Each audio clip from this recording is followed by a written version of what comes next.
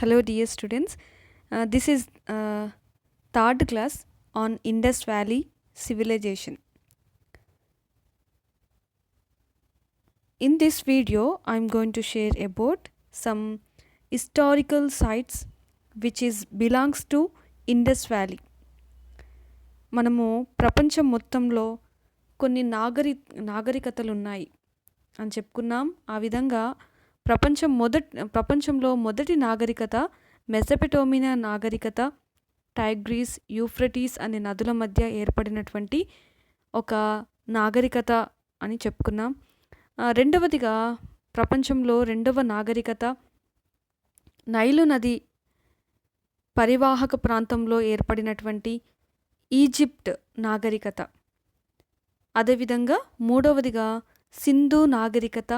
ఇది మన భారతదేశంలో ఏర్పడినటువంటి మొదటి నాగరికత అని ప్రీవియస్ క్లాసెస్లో మనం చెప్పుకుంటున్నాం. This is the third one on Indus valley civilisation. Sindhu నాగరికత, దీన్నే హరప్పా నాగరికత అంటారు. ఇది ఈ యొక్క టాపిక్ పైన third lesson.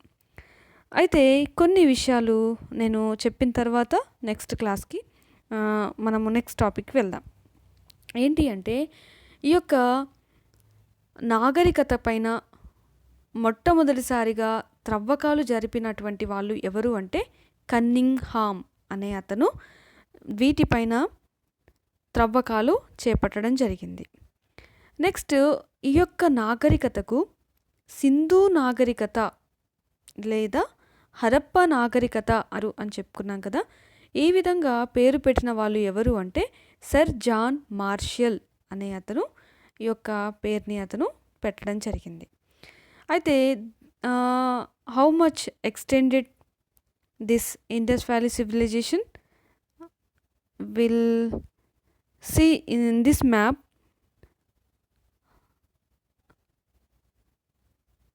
In brown shaded 13 lakh kilometers it was extended. అయితే ఇక్కడ ఉన్నటువంటి ప్రధాన నది ఏంటి అంటే సింధు నది. సింధు నది దాని యొక్క ఉపనదులైనటువంటి చినాబ్, జిలాం, రావి, సట్లెజ్ అండ్ బియాస్ అనేటటువంటి ఈ యొక్క Indus and its tributaries such as Chenab, Jhelum, Ravi, Sutlej and Beas, వీటి మధ్య ఏర్పడినటువంటి నాగరికతను సింధు నాగరికత అని పిలవటం జరుగుతుంది. ఓకే, నేను ఒకసారి ఇక్కడ రాస్తాను, అవి నోట్ చేసుకోండి.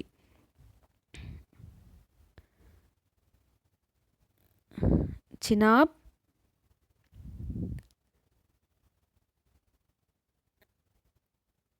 జలాం, రావి,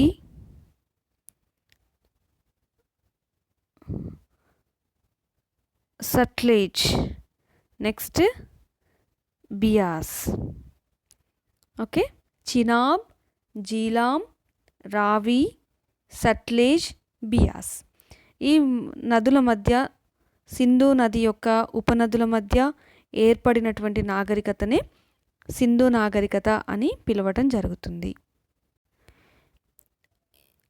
ఈ నాగరికత ప్రజలు ప్రధానంగా వాళ్ళు ఆరాధించినటువంటి దేవత అమ్మ తల్లి. They worship goddess, mother goddess. Next వాళ్ళు పూజించినటువంటి విగ్రహం పశుపతి విగ్రహాన్ని వాళ్ళు పూజించారన్నమాట. ఇది ఒక చాలా గొప్ప పట్టణాలతో ఏర్పడినటువంటి నాగరికత. అందుకనే దీన్ని ఏమని పిలిచారు అంటే అర్బన్ సివిలైజేషన్ అని పిలవటం జరిగింది. ఓకే, ఇది ఒక పట్టణ నాగరికత. అయితే వీళ్ళు ఎక్కువగా ఉపయోగించినటువంటి మెటల్ ఏంటి అంటే బ్రోజ్. అందుకే దీన్ని బ్రోజ్ ఏజ్ కల్చర్ అని పిలుస్తారు. కంచు యుగానికి చెందినటువంటి కాలం ఇది.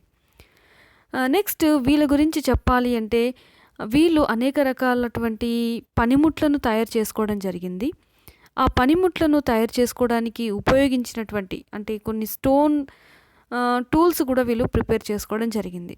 అయితే వీళ్ళు వాడినటువంటి ఆ యొక్క రాయి పేరు ఏమని పిలుస్తారు అంటే స్టియటైట్ అని పిలవటం జరుగుతుంది.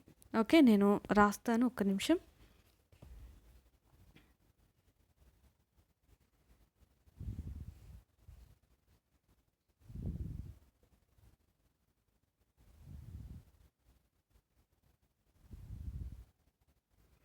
స్టియటైట్ అనేటటువంటి రాయిని ఉపయోగించి వాళ్ళు అనేక పనిముట్లు వాళ్ళు చేసుకోవటం జరిగింది. అయితే వీళ్ళకి ఒక స్క్రిప్ట్ ఉంది, దాన్నే లిపి అని చెప్పొచ్చు. ఆ లిపిని ఏమని చెప్పొచ్చు అంటే బొమ్మల లిపి లేదా చిత్రలిపి. ఇంగ్లీష్లో చెప్పాలి అంటే పిక్టోగ్రఫీ. అంటే వీళ్ళకి రాయటం అనేది వస్తుంది, కానీ అది అక్షరాల రూపంలో రాయరు. వాళ్ళు బొమ్మలతో చెక్కడం, ఆ విధంగా వాళ్ళ యొక్క సమాచార వ్యవస్థను వాళ్ళు అభివృద్ధి చేసుకున్నారు. అయితే చాలామంది చరిత్రకారులు, పురావస్తు శాస్త్రవేత్తలు చెప్పేటటువంటి విషయం ఏంటి అంటే వీళ్ళకి ది డెడ్ నో ఐరన్, వాళ్ళకి ఇనుము అనేటటువంటి లోహము వాళ్ళకి తెలియదు. ఇంకా చాలామంది ఏమని చెప్తారు అంటే వీళ్ళకి ఒక జంతువు తెలియదు, అదేంటి అంటే గుర్రం తెలియదు అని అంటారు. కానీ కొన్ని ప్లేసెస్లో గుర్రానికి చెందినటువంటి అవశేషాలు కూడా లభించాయి. అయితే ఈ యొక్క నాగరికతకు ఉన్నటువంటి కొన్ని ప్రత్యేకతల గురించి మనం ప్రీవియస్ వీడియోలో చూస్తూ వచ్చాం. అయితే చాలా ప్రత్యేకమైనటువంటి వ్యవస్థ ఏంటి అంటే డ్రైనేజీ సిస్టమ్, మురుగునీటి పారుదల. ఓకే, నెక్స్ట్ మనం ఏం చూద్దాము అంటే ఇక్కడ ఏ ప్రాంతాల్లోనైతే ఈ యొక్క సింధు నాగరికత వర్ధిల్లుతూ వచ్చిందో ఆ ఒక్కొక్క ప్రాంతం గురించి మనము ఇప్పుడు చర్చించుకుందాం. అందులో మనం చర్చించుకోబోయేటటువంటి కొన్ని విషయాల గురించి నేను చెప్తాను. అవేంటివంటే మొహంజదారో, ఒక్క నిమిషం,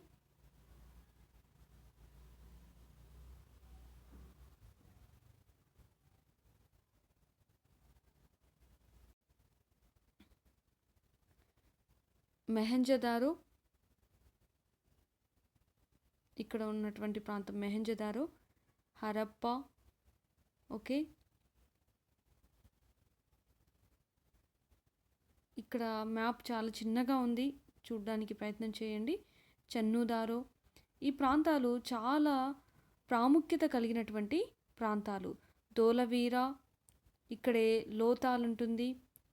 ఓకే, సుర్కోడాటా, సుత్కోజందర్ అనేటటువంటి ప్రాంతాల గురించి మనము చర్చించుకుంటాం. ఒక్కొక్క ప్రాంతం గురించి ఇక్కడ ఉన్నటువంటి రూపార్, బన్వాలి, ఇవన్నీ కోర్డీజీ, ఇలాంటి ప్రాంతాల గురించి మనము చెప్పుకుందాం ఈ వీడియోలో. ఓకే, ఫస్ట్ ఆఫ్ ఆల్ మనము హరప్పన్ సిటీ గురించి మనము చెప్పుకుందాం. హరప్పా చూసినట్లయితే ఈ యొక్క సింధు నాగరికత మొట్టమొదటిసారిగా ఏ ప్రాంతంలో బయలుపడింది? దీన్ని సింధు నాగరికత అని పిలుస్తున్నాం, కానీ ఈ యొక్క సింధు నాగరికత ఏ ప్రాంతంలో బయలుపడింది అంటే ఇది Montgomery district of Punjab. It was located in Pakistan. పాకిస్తాన్లోని మాంట్గోమరీ అనేటటువంటి జిల్లాలో, పంజాబ్ స్టేట్, ఎక్కడ ఈ యొక్క ప్రాంతంలో హరప్పా అనే ప్రాంతము బయలుపడింది.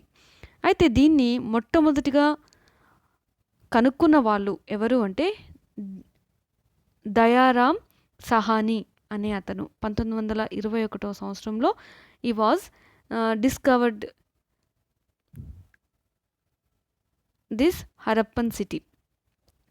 What is the importance of Harappa? It was situated on the bank of the river Ravi.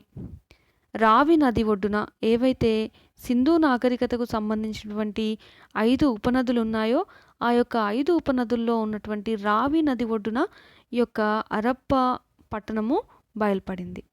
ఇది ఏంటి అంటే ఒక చెప్పాలి అంటే సిటడల్, ఒక కోట పరిహావక అంటే ప్రవాహ ఉన్నటువంటి పట్టణం అన్నమాట.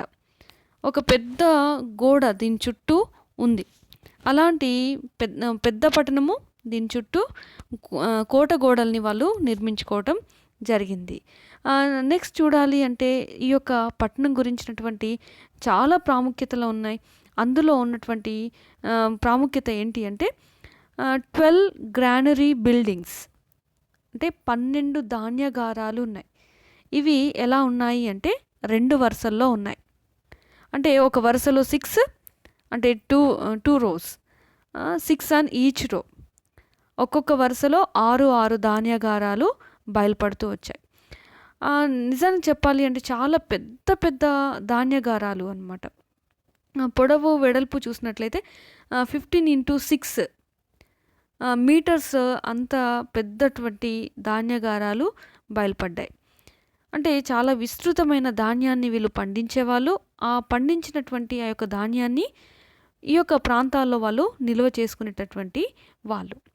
నెక్స్ట్ చూడాలి అంటే 891 సీల్స్, ముద్రలు లభించాయి. ఆ ముద్రల్లో చూడాలి అంటే చాలా డిఫరెంట్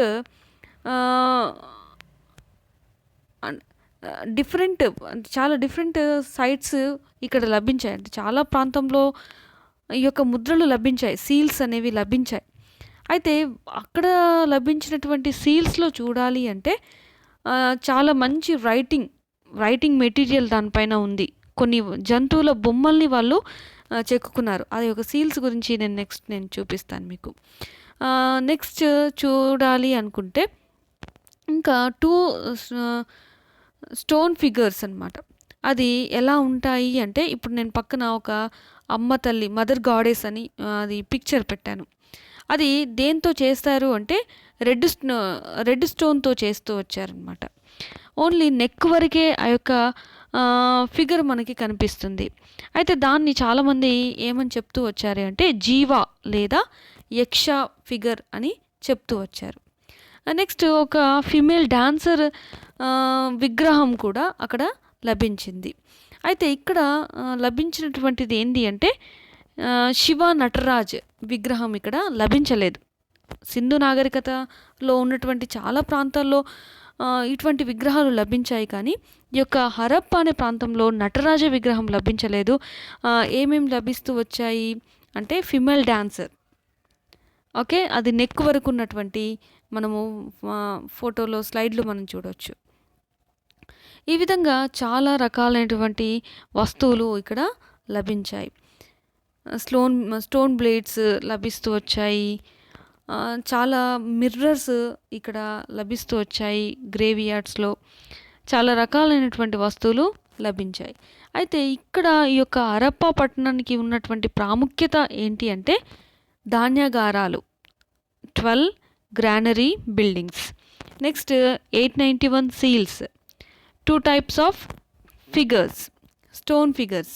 అది ఏంటి ఫస్ట్ వన్, ఒకటి మేల్ ఫిగర్, అది ఎలా చూడొచ్చు అంటే జీవా లేదా యక్ష రూపంలో ఉన్నటువంటి. నెక్స్ట్ చూడాలి అంటే ఏ ఫిమేల్ డాన్సర్. ఈ 2 రకాలైనటువంటి ఫిగర్స్ ఇక్కడ లభిస్తూ వచ్చాయి. ఈ యొక్క హరప్పా అనేది చాలా ప్రాముఖ్యమైనటువంటి పట్టణం. దీని గురించి తర్వాత కాలంలో రచించబడినటువంటి ఋగ్వేదం అనే గ్రంథంలో ఏమని చెప్తూ వచ్చారు అంటే ఋగ్వేదంలో ఈ యొక్క పట్టణాన్ని గురించి ప్రస్తావిస్తూ హరి అపియా అని చెప్పేసి అందులో పేర్కొనడం జరిగింది. అయితే ఇక్కడ లభించినటువంటి వస్తువుల్లో చూసినట్లయితే ఈ యొక్క నటరాజ విగ్రహం అని చెప్తున్నారు, కానీ అది నటరాజ విగ్రహంతో పోలినట్టు లేదు. నెక్స్ట్ దీని యొక్క ప్రాముఖ్యత ఏంటి అంటే గేట్వే సిటీ అని పిలవచ్చు. ఓకే, అంటే ఈ యొక్క హరప్ప నాగరికతకు దిస్ ఈజ్ ద గేట్వే, అంటే బంధంలాగా ఇది ఉంది. నెక్స్ట్ చూడాలి అంటే దీన్ని ఏమని చెప్తారు అంటే సర్ జాన్ మార్షల్ హరప్ప నగరాన్ని ఇది అకస్మాత్తుగా ఉద్భవించినటువంటి నగరం కాదు. అంతకు పూర్వం అంటే ఏదో సడన్లీ సింధు నాగరికత కాలంలోనే ఇది ఉద్భవించింది, సడన్గా ఏర్పడింది అని చెప్పేసి చెప్పడం జరగట్లే. ఎలా అంటే ఎప్పటి కాలం నుండో ఈ యొక్క పట్టణం ఉంది. చిన్న చిన్న గ్రామాలుగా అది వస్తూ ఒక పెద్ద పట్టణంగా సింధు నాగరికత కాలానికల్లా ఇది ఒక పెద్ద పట్టణంగా ఏర్పడింది. అయితే ఇక్కడ కొన్ని పరిశ్రమలు కూడా ఉన్నాయి. అదేంటివంటే పడవల తయారీ పరిశ్రమ, కాల్చిన కుండలని తయారు చేసేందుకు పరిశ్రమలు ఇక్కడ ఉన్నాయి. అయితే ఈ యొక్క నగరం అంట హరప్ప కదా, ఆకారంలో ఉండేటటువంటి అనేక సమాధులు బయలుపడ్డాయి. ఇది హరప్ప నాగరికత యొక్క హరప్ప యొక్క ప్రాముఖ్యత. నెక్స్ట్ మనం చూసినట్లయితే Mohenjodaro. It was discovered by R D Banerjee in 1922. Where is the Mohenjodaro? It is in Sindhu state, Larkana district in Pakistan. Larkana జిల్లాలోని సింధు అనేటటువంటి ప్రాంతంలో లభించినటువంటి ఈ యొక్క మొహెంజోదారో కూడా చాలా పెద్ద పట్టణం. అందుకనే దీన్ని ఏమని పిలుస్తారు అంటే చాలా విస్తృతమైనటువంటి పట్టణం అన్నమాట, చాలా పెద్దది. ఏమని పిలుస్తారు అందుకు అంటే garden of Indus valley civilisation అని పిలుస్తారు. Mohenjodaro called as garden of Indus valley civilisation, Sindhu నాగరికత ఉద్యానవనం అని పిలుస్తారు. రెండవదిగా నిక్లిస్తాన్ అంటే ఒయాసిస్ ఆఫ్ సింధ్, అంటే ఒక ఎడారి ప్రాంతంలోనికి వెళ్ళినప్పుడు అక్కడ లభించేటటువంటి కొద్ది స్థలాల్లో లభించేటటువంటి నీరుని ఏమని పిలుస్తారు అంటే ఒయాసిస్ అని పిలుస్తారు. అంటే ఎడారిలో నీళ్ళే లభించవు, కానీ అలాంటి ప్రాంతంలో లభించేటటువంటి ఆ యొక్క నీటిని ఒయాసిస్లని పిలుస్తారనమాట. అంటే ఎడారి ప్రాంతంలో కూడా ఎండిపోయినటువంటి ఆ యొక్క సెలయేరు. అదే ఈ యొక్క సింధు నాగరికత 1921 సంవత్సరం వరకు ఇలాంటి ఒక నాగరికత ఉంది అనేది ప్రపంచ చరిత్రలోనే తెలియని అంశం. అలాంటిది 1921 సంవత్సరం, నిజానికి 1800 సంవత్సరంలోనే వీటి యొక్క తవ్వకాలు చేపట్టినప్పటికీ చాలా స్పష్టంగా 1921 సంవత్సరంలో ఒక గొప్ప పట్టణాలు ఉన్నాయి అనే విషయాన్ని పేర్కొంటూ వచ్చారు. అలా మొహెంజోదారో అనేది చాలా సింధు నాగరికతకు ఒక గుండెకాయ లాంటిదన్నమాట. ఎలా అంటే దాదాపు ఈ యొక్క మొహెంజోదారో పట్టణం పైన 7 సార్లు వరదకు ఇది గురైన పట్టణం అన్నమాట. అంటే చాలాసార్లు గురైన పట్టణం. అందుకనే దీన్ని ఏమని పిలుస్తారు అంటే సింధీ భాషలో మొహెంజోదారో అంటే మృతుల దిబ్బ అని పిలవటం జరుగుతుంది. మృతుల దిబ్బ అని పిలవటం జరుగుతుంది ఈ యొక్క సింధు నాగరికతను. ద మౌత్స్ ఆఫ్ డెడ్ అని పిలుస్తారు. నెక్స్ట్ చూడాలి అంటే ఈ యొక్క మొహెంజోదారోలో చాలా గొప్ప అంటే సిటిడల్ ఉంది, అంటే ఒక కోట ప్రవాహి గోడ ఉంది. నెక్స్ట్ చూడాలి అంటే ద గ్రేట్ బాత్, మహా స్నాన వాటిక, చాలా ప్రాముఖ్యమైనటువంటి విషయం మహా స్నాన వాటిక. నేను పిక్చర్లో ఇక్కడ నేను మీకు పెట్టలేదు, నెక్స్ట్ దాంట్లో నేను మీకు పిక్చర్ రూపంలో మహా స్నాన వాటిక చూద్దాం. మహా స్నాన వాటిక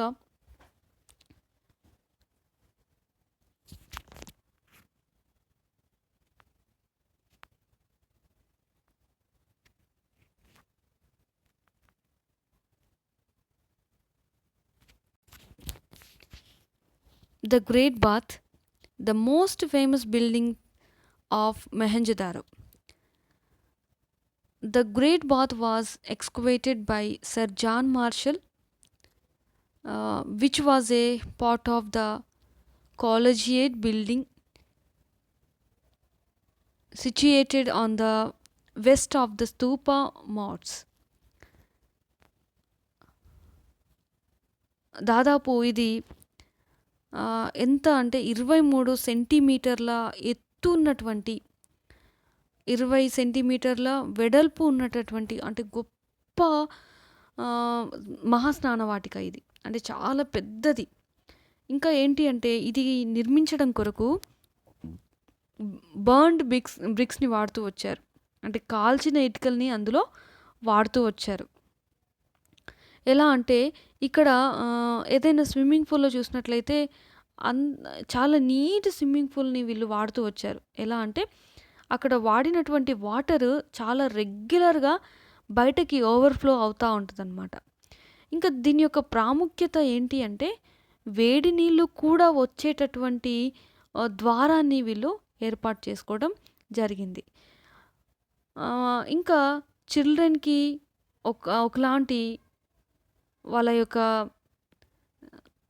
భద్రతకు వాళ్ళు చూస్తూ వాళ్ళు ఏం చేస్తూ వచ్చారు అంటే వాళ్ళకి తగ్గట్టుగా వాళ్ళు స్విమ్మింగ్ పూల్ యొక్క సైజెస్ని కూడా వాళ్ళు మెయింటైన్ చేస్తూ వచ్చారు. నెక్స్ట్ వన్ చూడాలి అంటే ద గ్రేట్ గ్రానరీ హాల్, మహాధాన్యగారాలు. మనము హరప్పాలో చూసినట్లయితే ధాన్యగారం బయలుపడింది. అంతకంటే ఇంకా పెద్ద ధాన్యగారాలు ఎక్కడ బయలుపడింది అంటే ఈ యొక్క మెహంజదారో అనే పట్టణంలో బయలుపడింది. నెక్స్ట్ ఇక్కడ చూస్తే 1398 సీల్స్ లభించాయి. సీల్స్ అనేవి ఇక్కడ నేను మార్కేసి చూపిస్తున్నాను.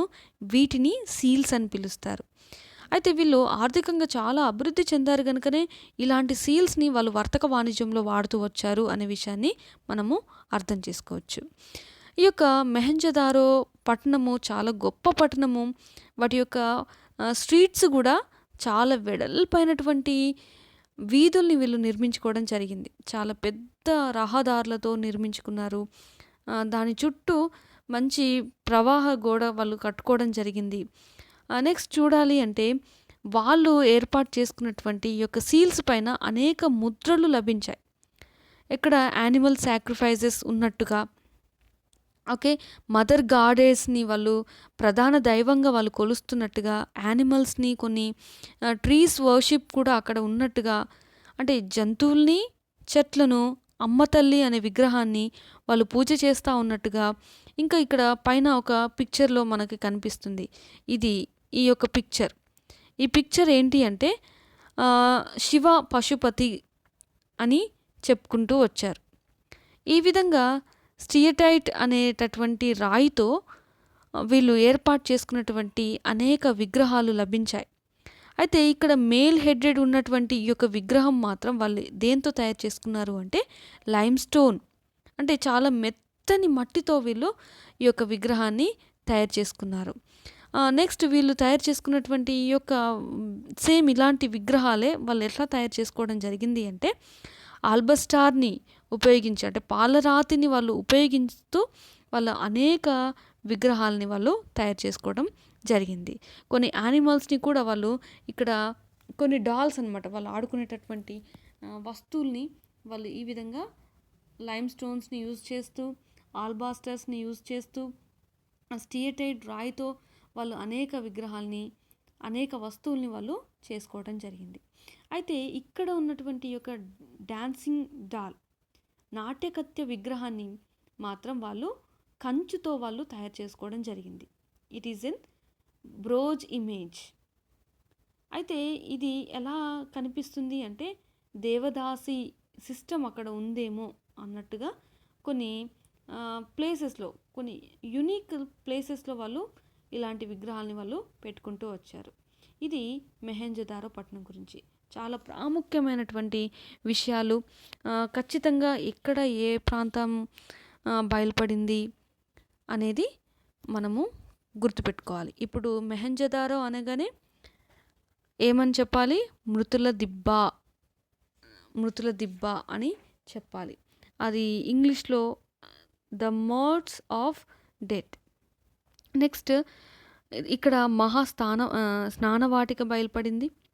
నెక్స్ట్ మహాధాన్యగారం బయలుపడింది. ఓకే, ఇలాంటి విషయాలు ఖచ్చితంగా గుర్తుపెట్టుకోవాలి. నాట్యకత్య కాంస్య విగ్రహం ఎక్కడ లభించింది? బ్రోజ్ బ్రోజ్లో ఉన్నటువంటి ఈ యొక్క డాన్సింగ్ డాల్ బొమ్మ ఎక్కడ లభించింది అంటే మహెంజోదారో అనే ప్రాంతంలోనే లభించింది. అయితే ఇక్కడ రావి చెట్టు కొమ్మల మధ్య నిలబడి ఉన్నట్టుగా దేవతను వాళ్ళు ముద్రించుకోవడం జరిగింది. కొన్ని వస్త్రపు ముక్కలు కూడా లభించాయి ఇదే ప్రాంతంలో.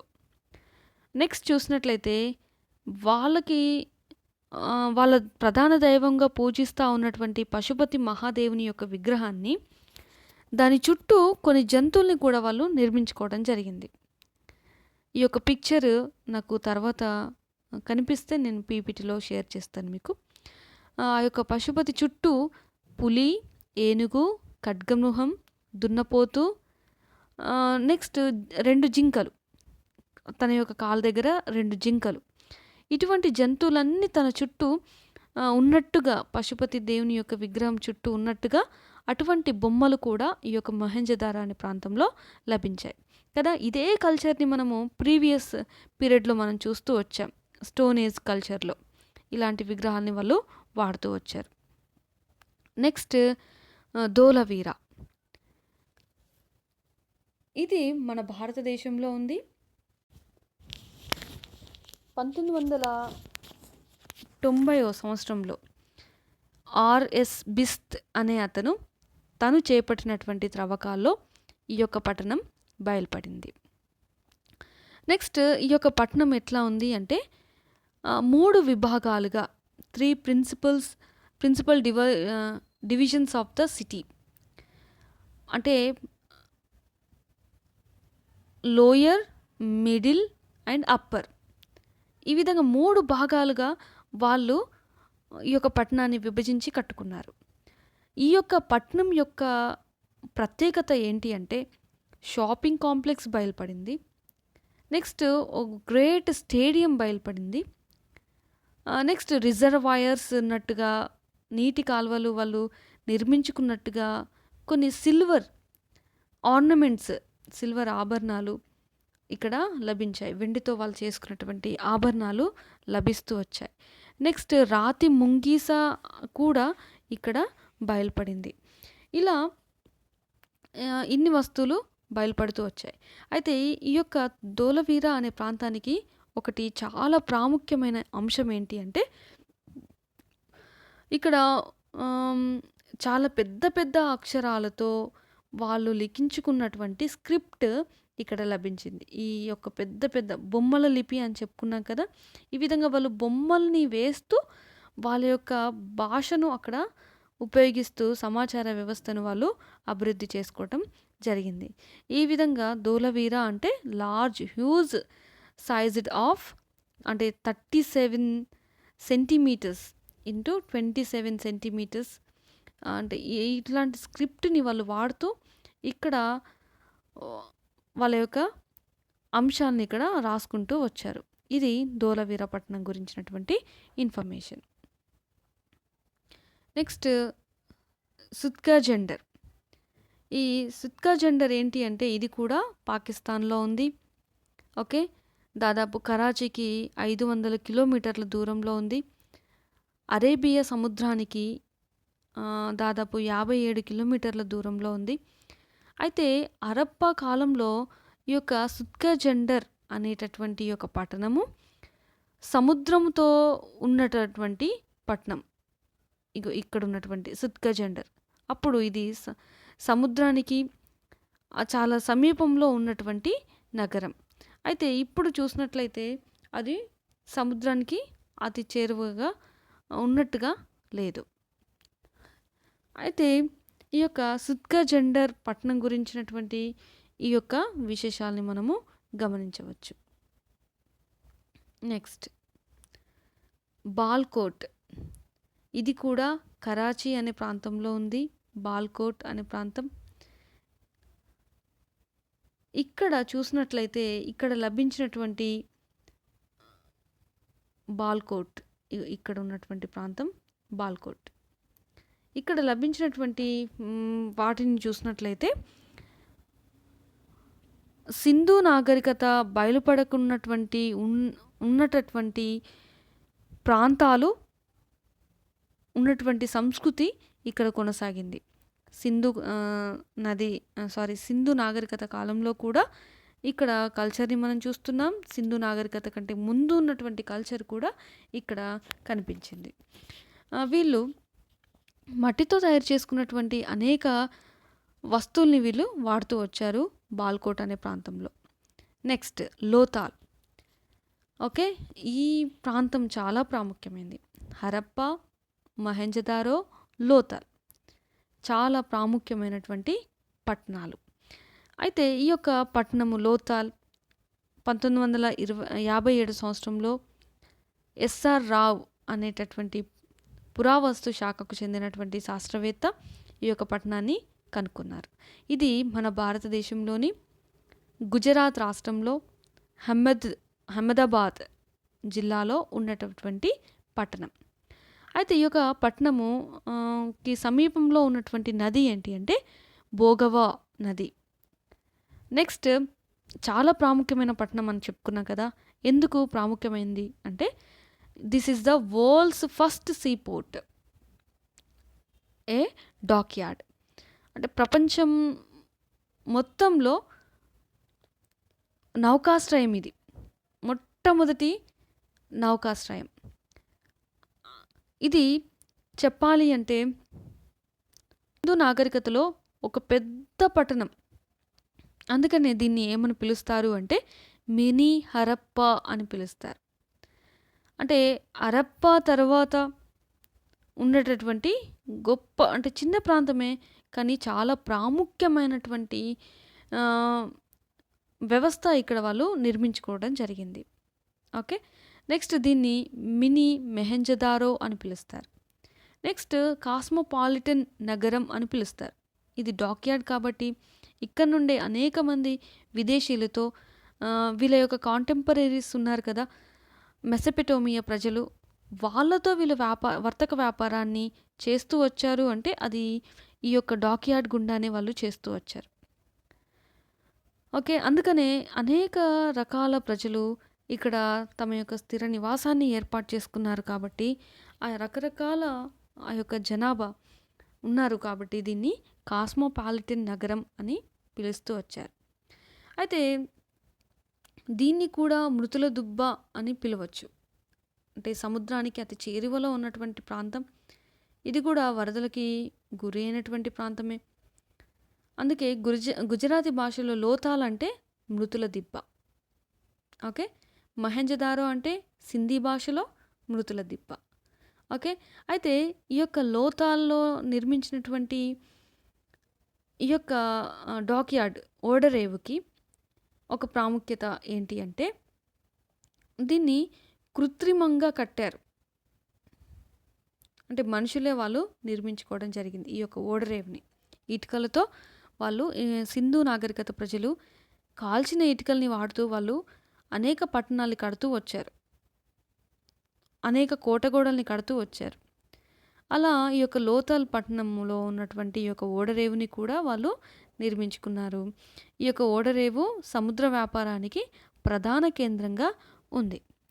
అయితే ఈ యొక్క లోతాల్ అనే పట్టణంలో వరి పండించినట్టుగా ఆధారాలు లభించాయి. అంటే అక్కడ వరి పొట్టు లభించిందనమాట. నెక్స్ట్ చూసినట్లయితే ఈ యొక్క నగరానికి ఎక్కడ కూడా వీధి వైపు గుమ్మాలు ఉండవు. అంటే ఈ యొక్క నాగరికతలో బయలుపడిన ఏ పట్టణంలో కూడా వీధి వైపు గుమ్మాలు ఉండవు. కేవలము ఈ యొక్క లోతాల్ అనే ప్రాంతంలో మాత్రమే వీధి వైపు గుమ్మాలు కనబడతాయి. ఓకే. నెక్స్ట్ చెప్పాలి అంటే ఇక్కడ ఒక పూసల ఫ్యాక్టరీ, ఏ బీడ్ ఫ్యాక్టరీ ఇక్కడ లభించింది.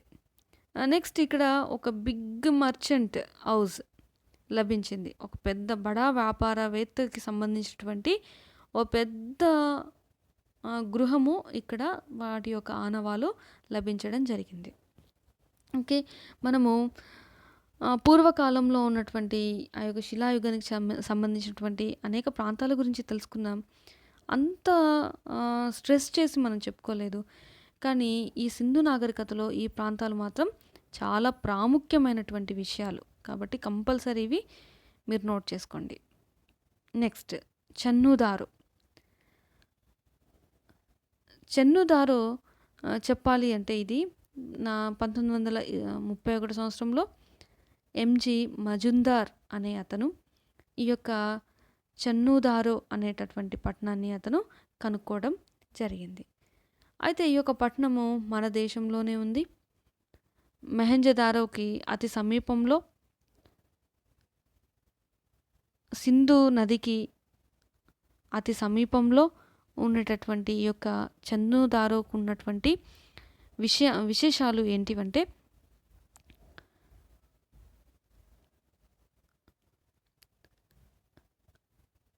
ఇక్కడ ఉన్నటువంటి అన్ని ఇందాక మనం చెప్పుకున్నటువంటి అన్ని నగరాలకి సిటడెల్స్ ఉంటాయి, అంటే కోట గోడలు ఉంటాయి. కానీ ఈ నగరం మాత్రం ఎటువంటి కోట గోడలు లేనటువంటి ప్రాంతం ఇది. నెక్స్ట్ చెప్పాలి అంటే ఇక్కడ బిడ్స్ మేకర్స్ షాప్, బిడ్స్ని పూసల్ని తయారు చేసేటటువంటి దుకాణాలు లభించాయి. ఆ తర్వాత నటరాజుని యొక్క విగ్రహం లభించింది. ఇంక్ పాట్, సిరాబుడ్డి లభించింది. పిల్లి ఆనవాళ్ళు లభించినటువంటి ప్రాంతం ఇది. ఇక్కడ లిప్స్టిక్ యొక్క ఆనవాలు, అంటే చాలా అందంగా సింధు నాగరికత ప్రజలు చాలా అందంగా వాళ్ళు తయారు చేసుకునేవాళ్ళు అనేటటువంటి విషయాన్ని మనము గమనించాలి. అంటే అందానికి చాలా ప్రాముఖ్యతనిచ్చారు, చాలా అందంగా రెడీ అవ్వడం కొరకు ప్రాముఖ్యతనిచ్చారు అనే విషయము ఈ యొక్క వస్తువులు బయలుపడడం ద్వారా తెలుస్తుంది. అయితే ఇది నేను భారతదేశంలో ఉందని చెప్పాను. సింధు రాష్ట్రంలో, పాకిస్తాన్ ఇది కూడా సింధు రాష్ట్రంలో సింధు నదికి ఎడమ వైపున ఉన్నటువంటి నగరం ఇది. ఈ యొక్క చెన్నుదారు అనే ప్రాంతము దాదాపు 3 సార్లు వరదలకు గురైంది.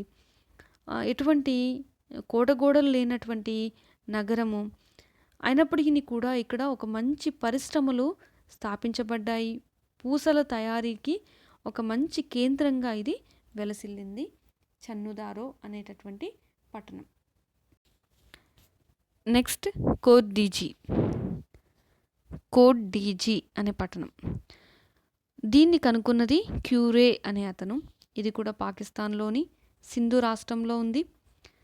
ఇది కూడా హరప్పా కంటే ముందుంది. హరప్పా కాలంలో కూడా ఇక్కడ ప్రజలు తమ యొక్క ఉనికిని చాటుతూ వచ్చారు. అయితే ఈ యొక్క కోట్-డీజీ అనే పట్టణము అగ్ని ప్రమాదం వల్ల లయమైపోయినటువంటి పట్టణం. అయితే ఇక్కడ బయలుపడినటువంటి వస్తువులు చూసినట్లయితే రాతి బాణలు లభిస్తూ వచ్చాయి, స్టోన్ టూల్స్ ఇక్కడ లభించాయి. నెక్స్ట్ సిర్కోడాటా. దీన్ని 1964 సంవత్సరంలో జగపతి జోషి అనే అతను కనుక్కోవడం జరిగింది. ఇది భోగవా అనేటటువంటి నది ఒడ్డున కలదు. ఇది భోగవా నది ఒడ్డున ఉన్నటువంటి గుజరాత్లో ఈ యొక్క సిర్కోడాటా అనే పట్టణం ఉంది. నెక్స్ట్ ఈ యొక్క పట్టణంలో గుర్రం యొక్క అవశేషాలు, కొన్ని ప్రాంతాల్లో గుర్రం అవశేషాలు దొరికినాయి. నిజానికి ఈ ప్రజలకు గుర్రం తెలియదని చాలా రోజులు అనుకున్నారు. కానీ ఎప్పుడైతే సిర్కోడాటా అనే ప్రాంతంలో గుర్రం యొక్క అవశేషాలు లభించాయో అప్పుడు ఈ ప్రజలకి గుర్రం తెలుసు అనే విషయానికి ఒప్పుకోవడం జరిగింది. నెక్స్ట్ రూపార్ అనే ప్రాంతం కూడా గుజరాత్ అనే ప్రాంతంలో ఉంది. ఇది కనుక్కున్న వాళ్ళు ఎవరు అంటే ఎంఎస్ వాట్స్ అనే అతను ఈ యొక్క రూపార్ అనే పట్టణాన్ని అతను కనుక్కోవడం జరిగింది. అయితే ఈ యొక్క పట్టణానికి మంచి ప్రాముఖ్యత ఏంటి అంటే, మన భారతదేశానికి స్వాతంత్రం వచ్చిన తర్వాత బయలుపడినటువంటి తొలి నగరం ఇది. అయితే ఈ యొక్క రూపార్ అనే పట్టణము సట్లెజ్ నది తీరంకి దగ్గరలో ఉన్నటువంటి పట్టణం. అయితే ఇక్కడ నేను గుజరాత్ అని మెన్షన్ చేస్తూ వచ్చాను. సట్లెజ్ నది తీరంన ఉంది అంటే ఇది పంజాబ్కి అతి సమీపంలో ఉన్నటువంటి పట్టణం ఇది రూపార్, అక్కడ గుజరాత్ కాదు. నెక్స్ట్ ఇక్కడ ఒక కల్చర్ మనం చూస్తాం. ఏంది అంటే ప్రాచీన కాలం నుండి కొనసాగుతూ ఉన్నటువంటి కల్చర్ మనకి ఇక్కడ కనిపిస్తుంది.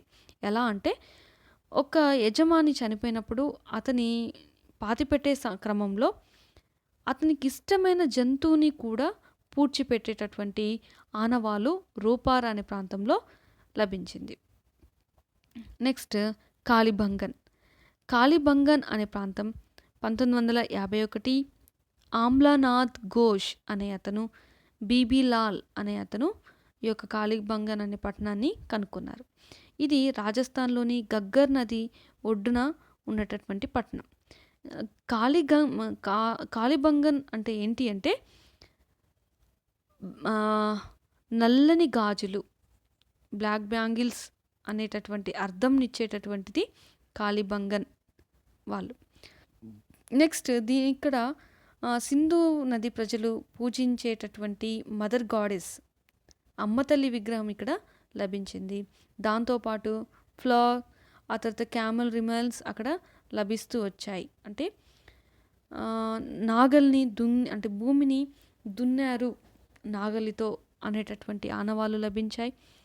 ఇక్కడ సింధు నాగరికతకు చెందినటువంటి ప్రజల యొక్క లిపిని ఏమని పిలుస్తారు అంటే సర్పలేఖనం అని పిలుస్తారు. లిపిని, స్క్రిప్ట్ ఉంది కదా, వాళ్ళు రాసినటువంటి ఆ యొక్క స్క్రిప్ట్ని ఏమని పిలుస్తారు అంటే సర్పలేఖనం అని పిలుస్తారు. అంటే కుడి నుండి ఎడమకుంటుంది, మళ్ళీ ఎడమ నుండి కుడికి రాస్తారనమాట. ఓకే, మనం ఎట్లా రాస్తాము? ఎడమ నుండి కుడికి రాస్తాం, ఎడమ నుండి కుడికి రాస్తాం. అంటే కంటిన్యూగా మన నోట్స్ అలా ఉంటుంది. కానీ వీళ్ళు ఎలా రాస్తారు? కుడి నుండి ఎడమకు రాస్తారు, ఎడమ నుండి కుడికి రాస్తారు. అంటే చైన్ లాగా వాళ్ళ యొక్క అక్షరాల్ని వాళ్ళు రాస్తారనమాట. దాన్ని అందుకనే సర్పలేఖనం అని పిలుస్తారు. ఏ విధంగానైతే సర్పం కట్ అవ్వదో వాళ్ళ యొక్క అక్షరాల యొక్క క్రమం కూడా కట్ అవ్వకుండా కంటిన్యూస్గా ఉంటుంది అనమాట. అందుకనే దాన్ని సర్పలేఖనం అని పిలుస్తారు. ఇలాంటి లిపి ఎక్కడ లభించింది అంటే కాలిబంగన్ అనే ప్రాంతంలో లభించింది. నెక్స్ట్ బన్వాలి అనే ప్రాంతం. ఈ యొక్క బన్వాలి 1972 అనబడింది, నిజానికి 71. ఆర్ఎస్ బిస్త్ అనే అతను ఈ యొక్క ప్రాంతాన్ని కనుక్కున్నారు. ఇది మన భారతదేశంలోని హర్యానా రాష్ట్రంలోని ఇస్సార్ అనే జిల్లాలో కలదు.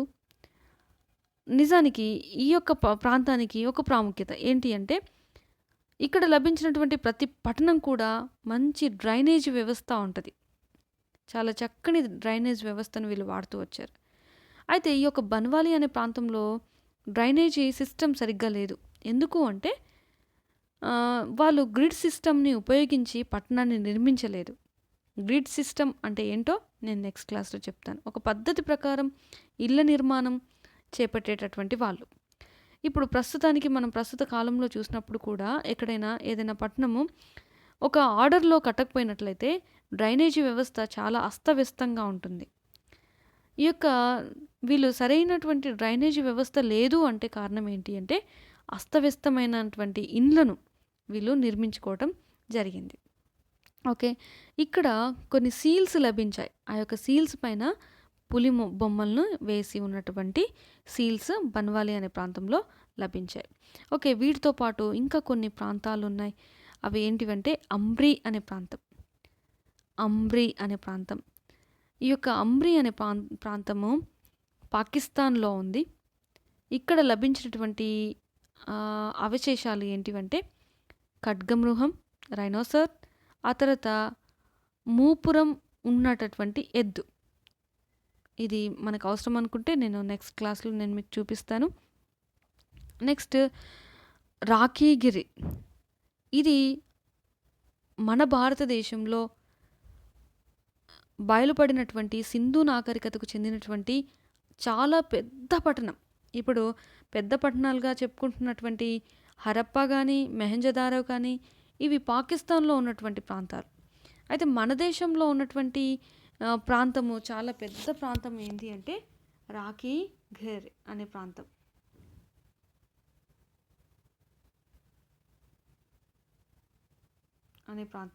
ఇది మన యొక్క భారతదేశంలో బయలుపడినటువంటి ప్రాంతం ఇది.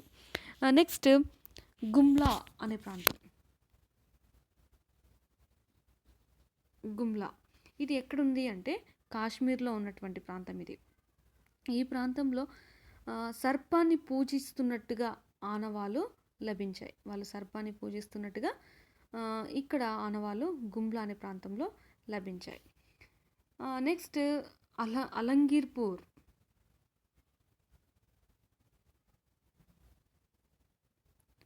అలంగీర్పూర్ అనే ప్రాంతంలో ఇది ఎక్కడుంది అంటే ఉత్తరప్రదేశ్లో ఉంది. నెక్స్ట్ ఇంకా ఇవి